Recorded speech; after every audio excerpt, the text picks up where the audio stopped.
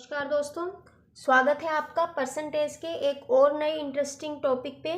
आज हम जितने भी चुनाव से रिलेटेड जितने भी क्वेश्चन है परसेंटेज के वो करेंगे। तो देखिए दोस्तों, फर्स्ट जो क्वेश्चन है आपकी स्क्रीन पर वो क्या है कि एक चुनाव में दो उम्मीदवार थे। कितने थे? दो कैंडिडेट थे एक चुनाव के अंदर, एक वो उसके इलेक्शन में। उसमें क्या हुआ, एक 30% मत लेकर 6000 मतों से हार गया। यानी एक कैंडिडेट को कितने परसेंट वोट मिले? 30% वोट मिले, लेकिन फिर भी वो हार गया। कितने वोटों से हार गया? 6000 वोटों से हार गया। तो आपको बताना है कि कुल कितने मत पड़े, यानी कुल कितने वोट जो थे उस इलेक्शन में पड़े, वो हम इसमें फाइंड आउट करेंगे। तो इसको, इन क्वेश्चंस को किस तरह से करेंगे दोस्तों, वो देखिए सबसे पहले आपको क्या दे रखा है, दो कैंडिडेट है, ठीक है। दो कैंडिडेट में मान लीजिए हमें नहीं पता टोटल कितने वोट मिले, तो हम मान लेते हैं कि जो कुल वोट थे, यानी जो टोटल वोट पड़े, वो आपके पास मान लीजिए 100% वोट पड़े, ठीक है। क्योंकि परसेंटेज में वैल्यू दे रखी है तो हम इसमें 100% मानते हैं। अब देखिए दोस्तों, 100% जो वोट पड़े उसमें से एक जो कैंडिडेट था उसको तो कितने मिले? 30% वोट मिले।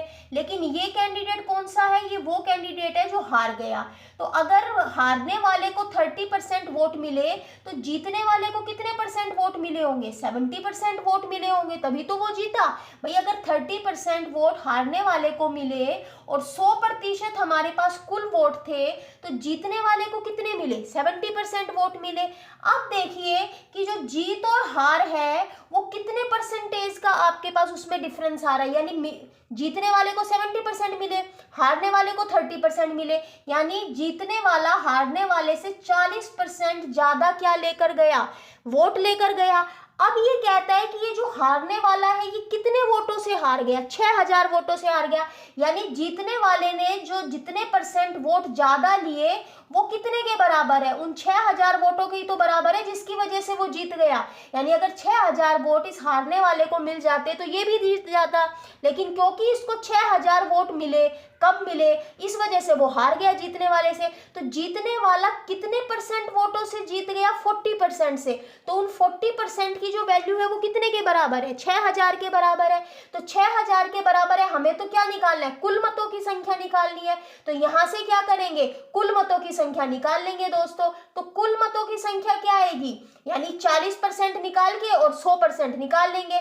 तो आपके पास क्या करेंगे? सीधा बस आपको यही ध्यान रखना है कि 6000 जो है उसको 40 से भाग कर देंगे, 40%, और गुना में क्या कर देंगे दोस्तों? 100 कर देंगे, ठीक है। तो आपके पास ये आ गई कुल मतों की संख्या, ठीक है। इसको मल्टीप्लाई कर लीजिए।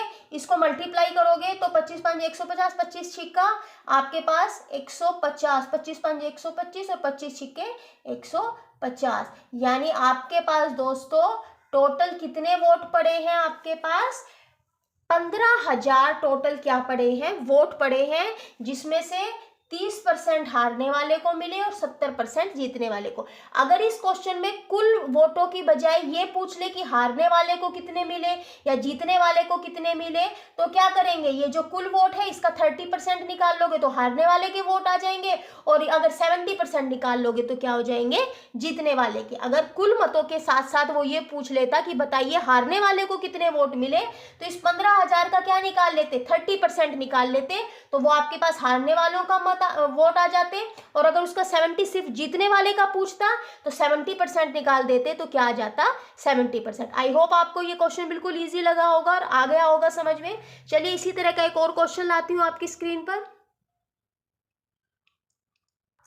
देखिए नेक्स्ट क्वेश्चन क्या है, एक चुनाव में वही दो उम्मीदवार थे। क्या दे रखा है आपको कि एक चुनाव के अंदर दो उम्मीदवार थे, उसमें से क्या हुआ, एक को कितने मिले भाई? 71% वोट मिले। दो उम्मीदवार में से एक को कितने मिल गए? 71% वोट मिल गया, ठीक है। 71%, ठीक है। और जो दूसरा उम्मीदवार था उसको आपके पास कितने वोट मिले वो हमें नहीं पता। अब क्या कहता है वो कि 71% जिसको वोट मिले हैं ना, वो कितने वोटों से जीत गया? 756 वोटों से जीत गया। देखिए पिछले में वो हार गया था और यहाँ पर क्या हो रहा है, आपके पास जीत वाले वोट दे दिए। तो वही बताना है कुल मतों की संख्या। बिल्कुल पिछले वाले क्वेश्चन की तरह ही है कि हमने मान लिया कि जो कुल मत थे ना, हमें पता नहीं कितने, वो तो निकालने हैं, तो लेट कर लिया कि भाई वो 100% मत थे। अब 100% में से 71% किसको मिले, जीतने वाले को, तो वही तरीका लगाएंगे कि जो 100% है उसमें से 71% किसको मिले, जो जीत गया उसको मिले। और आपके पास जो हार गया, तो अगर 100 में से 71% जीतने वाले को मिले तो हारने वाले को कितने मिले, 29% मिल गए हारने वाले को। अब दोनों के बीच के अंदर जो परसेंटेज है उसका डिफरेंस कितना है, आपके पास 42% का डिफरेंस है। और ये जो 42% वोट है, ये कौन से वोट हैं, जो ज्यादा मिले, किसको ज्यादा मिले, जीतने वाले को ज्यादा मिले। अब जीतने वाले को कितने वोट ज्यादा दे रखे हैं, 756 वोट ज्यादा दे रखे हैं, यानी ये जो 42% है किसके बराबर हो गया, 756 के बराबर हो गया। आपको कुल मत चाहिए, तो कुल मत क्या करेंगे, आपके पास ये निकाल लीजिए 756 को 42 से भाग कर दीजिए और गुना में क्या कर देंगे 100, तो आपके पास क्या आ जाएंगे, कुल मतों की संख्या आ जाएगी कि कुल कितने मत पड़े। अब इसको भाग कर लेंगे, आपके पास आ जाएंगे दोस्तों 1800, यानी कितने वोट पड़े, टोटल 1800 वोट पड़े, जिसमें से जीतने वाले को 71% वोट मिले, हारने वाले को 29% वोट मिले। ठीक है, तो अगर जीतने वाले या हारने वाले के बारे में भी पूछ ले तो 1800 का 71% निकाल दो तो जीतने वालों के मतों की संख्या आ जाएगी, और हारने वाले का पूछ रहा है तो उसका 29% निकाल दीजिए तो हारने वालों की क्या आ जाएगी, संख्या। चलिए अब इसी तरह के और क्वेश्चन करते हैं। देखिए दोस्तों, नेक्स्ट क्वेश्चन क्या है कि एक गेहूं के मूल्य में, ये वाले क्वेश्चन भी इंपॉर्टेंट हैं, आते हैं कि गेहूं के मूल्य में 20% की कमी होने के कारण एक व्यक्ति 600 रुपये में पहले से 10 किलो गेहूं अधिक खरीदता है। देखिए ध्यान दीजिए क्या कह रहा है। देखिए एक व्यक्ति है आपके पास, उसके पास रुपए हैं 600 ही, ध्यान दीजिए रुपए कितने हैं, 600 रुपये हैं। अब वो 600 रुपये में कुछ किलो गेहूं खरीदता है, हमें नहीं पता वो XYZ कितने किलो गेहूं खरीदता था। अब क्या हुआ, गेहूं के जो दाम था, गेहूं का जो मूल्य था उसमें कमी आ गई। कितनी कमी आई, 20% की कमी आई। कमी कितनी आई उसमें, 20% की कमी आ गई। ठीक है, अब 20% की कमी आने की वजह से क्या हुआ कि अब भी वो रुपए उतने ही खर्च करेगा, 600 रुपये। 600 रुपये में अब उसको कितने किलो गेहूं मिलते हैं, यानी जितने किलो पहले मिलते थे उससे 10 किलो गेहूं और ज्यादा उसको क्या हो गए हैं, मिलने लग गए हैं। तो ध्यान दीजिए इसमें क्या है, देखिए 600 रुपये, रुपए सेम है, 20% की कमी की वजह से कितने किलो गेहूं ज्यादा मिल रहे हैं, 10 किलो। यानी ये जो 20% की कमी की वजह से जो रुपए हैं, जो 20% कमी की वजह से जितने भी रुपए हैं, वो रुपए कितने का मूल्य है, 10 किलो गेहूं का, तभी तो 600 रुपये में ज्यादा मिल रहे हैं ना वो। ठीक है, अब वो कमी की वजह से, 20% की कमी की वजह से जो मूल्य है वो कैसे निकाले, वो निकालने के लिए क्या करेंगे, देखिए हमारे पास मूल्य क्या है, 600 रुपये है, यानी पहले भी 600 रुपये ही खर्च करता था व्यक्ति और अब भी 600 रुपये ही खर्च करता है।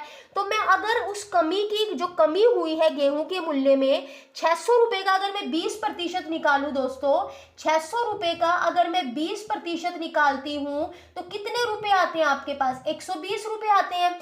ये जो 120 रुपए है ये कितने किलो गेहूं की मूल्य के बराबर हो जाएंगे, कितने किलो गेहूं की कीमत के बराबर हो जाएंगे, 10 किलो, क्योंकि पहले से कितना ज्यादा मिल रहा है उसको, 10 किलो ज्यादा मिल रहा है कमी की वजह से। तो बस आपको यही ध्यान रखना है, अगर वृद्धि आ जाती तो भी यहाँ पर जितने % की वृद्धि होती वो निकाल के उसको जितने भी ज्यादा होते या जितने भी कम होते उसके बराबर लिख देते। यानी जो ये 120 रुपए है दोस्तों, ये कितने किलो गेहूं का मूल्य हो गए, 10 किलो गेहूं का मूल्य हो गए। समझ में आ रहा है, 120 रुपए है जो, वो आपके पास कितने किलो गेहूं का मूल्य हो गए, आपके पास 10 किलो गेहूं का मूल्य हो गए। तो हमें तो गेहूं का मूल्य यानी एक किलो गेहूं का मूल्य निकालना है ना, तो 1 किलो गेहूं का मूल्य कितना हो जाएगा, यानी 10 किलो गेहूं का मूल्य अगर 120 रुपए है तो 1 किलो गेहूं का मूल्य कितना हो जाएगा, 120/10, यानी कितना हो गया आपके पास, 12 रुपए हो गया। यानी ये जो 12 रुपए है आपके पास, ये 1 किलो गेहूं का क्या आ गया, मूल्य। हमें यही बताना था कि जो गेहूं है उसका आपको बताना है कि कमी होने के बाद जो मूल्य है वो कितना है पर केजी। ठीक है। तो कमी होने के बाद अब जो गेहूं है वो 1 किलो कितने रुपए में बिक रहा है, 12 रुपए में, जिसकी वजह से 10 किलो गेहूं 600 रुपए में उसको और क्या मिल रहे हैं, व्यक्ति को ज्यादा मिल रहे हैं। तो आंसर क्या होगा इसका दोस्तों, 12 रुपए। फिर से समझिए क्या क्वेश्चन है। देखिए एक व्यक्ति के पास 600 रुपए थे, 600 रुपए में वो कुछ किलो गेहूं खरीदता था, कितना खरीदता था वो हमें नहीं पता, नहीं दे रखा। अब ये कहता है कि जो गेहूं का जो दाम था उसमें पर केजी के दाम में 20% की कमी हो गई। तो हमने 600 रुपए का 20% निकाल लिया। क्यों निकाला, क्योंकि वो जो 10 किलो गेहूं अब उसको जो ज्यादा मिल रहे हैं 600 रुपए के अंदर ही, वो 10 किलो गेहूं किसकी वजह से मिल रहे हैं, उस 20% कमी की वजह से ही तो मिल रहे हैं ना। तो 20% कमी, जब 600 रुपए की 20% की कमी की कितने आई, 120 रुपए। यानी ये जो 10 किलो गेहूं है इसका मूल्य कितना आ गया हमारे पास, 120 रुपए। हमें तो 1 किलो गेहूं का मूल्य निकालना है, तो 120 को 10 से क्या कर देंगे, भाग कर देंगे। तो 12 रुपए आपके पास क्या आ जाएगा, 1 किलो गेहूं का मूल्य आ जाएगा दोस्तों। आई होप आपको क्लियर हो गया है क्वेश्चन कैसे करना है। चलिए इसी के लिए आपको एक और क्वेश्चन देती हूँ। देखिए नेक्स्ट क्वेश्चन क्या है कि आपके पास जो इरेजर होते हैं, तो मिटाने वाले जो रबड़ हैं उनके भाव में 25% की कमी आ गई। यानी जो इरेजर्स होते हैं उनकी कॉस्ट में कितना हो गया, 25% डिक्रीज हो गई कॉस्ट। तो उसकी वजह से क्या हुआ कि कोई व्यक्ति जो है वो 1 रुपए में पहले जितने भी रबड़ खरीदता हो, अब उसे 1 रुपए में 2 रबड़ और ज्यादा मिल रहे हैं, सेम वैसे ही पीछे की तरह। यानी पहले भी वो 1 रुपया ही खर्च करता था, उसमें वो कितने रबड़ लेता था पता नहीं हमें। अब भी वो 1 रुपये ही खर्च कर रहा है, लेकिन पहले वाले रबड़ से उसको 2 रबड़ और क्या मिल रहे हैं, ज्यादा मिल रहे हैं। कमी कितने % की हो रही है, जो कमी हो रही है दोस्तों वो आपके पास रबड़ के मूल्य में 25% की कमी हो रही है। ठीक है।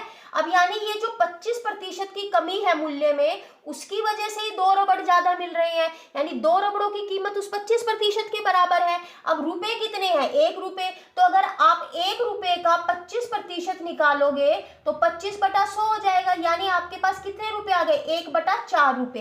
यानी 1/4 रुपए में कितने रबड़ मिल रहे हैं, 2 इरेजर मिल रहे हैं, 2 रबड़ मिल रहे हैं आपके पास। तो हमें बताना है कि 1 रुपए में कितने रबड़ मिलेंगे। अब वो रबड़ों की संख्या पूछ रहा है, वो ये नहीं पूछ रहा कि रबड़ का भाव कितना है, रबड़ की कीमत कितनी है कमी होने के बाद या पहले।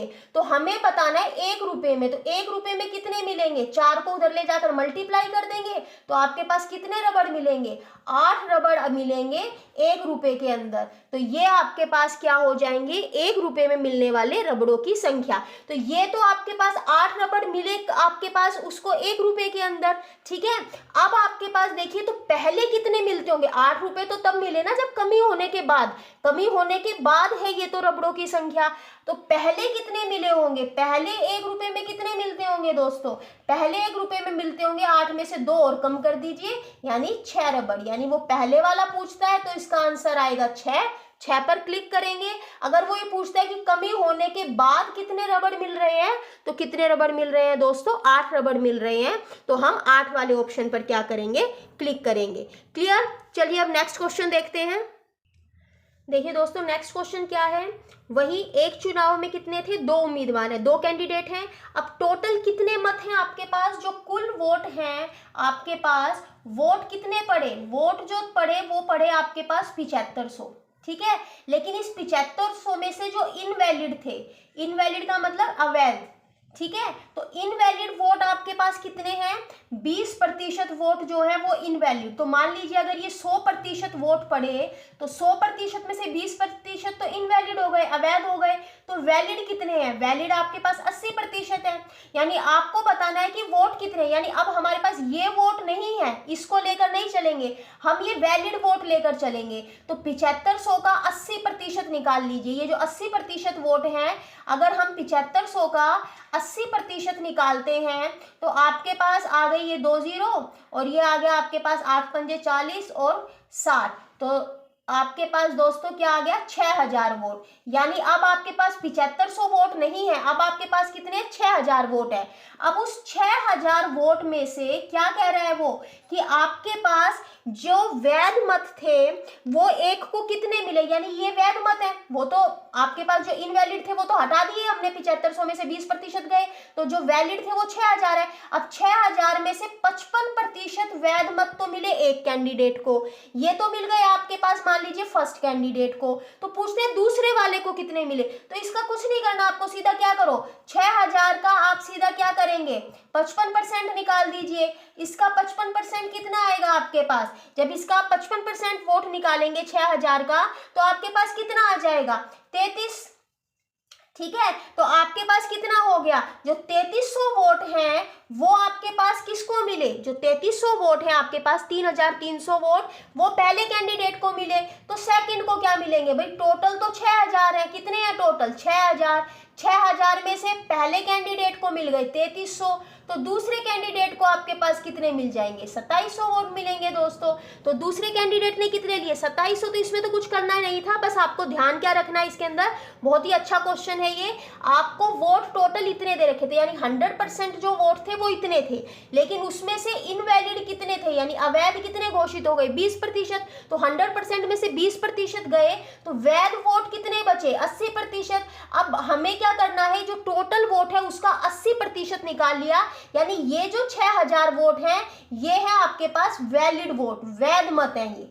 ठीक है, अब ये जो वैध मत है, अब इनमें से एक कैंडिडेट को मिल गए 55%, यानी 6000 में से 55% एक कैंडिडेट को मिले, यानी 3300 वैध मत मिले पहले कैंडिडेट को। तो दूसरे को कितने मिले, कुछ नहीं, जितने भी टोटल वैध मत है उनमें से पहले कैंडिडेट के वैध मत उसमें से हम क्या कर देंगे घटा देंगे, तो हमारे पास क्या आ जाएगा दूसरे कैंडिडेट के भी क्या आ जाएंगे दोस्तों वैध मत आ जाएंगे। ठीक है, तो ये क्वेश्चन आपको इस तरह से करना है। क्लियर, तो आज मैंने आपको कई इंपॉर्टेंट क्वेश्चंस कराए हैं जो कि एग्जाम के पॉइंट ऑफ व्यू से बहुत इंपॉर्टेंट है। हमारा एक और टाइप बचता है अभी परसेंटेज के अंदर कराने के लिए दोस्तों, तो वो मैं आपको नेक्स्ट सेशन में कराऊंगी। तब तक के लिए मेरे चैनल को सब्सक्राइब कीजिएगा, लाइक और शेयर कीजिएगा वीडियो को। धन्यवाद।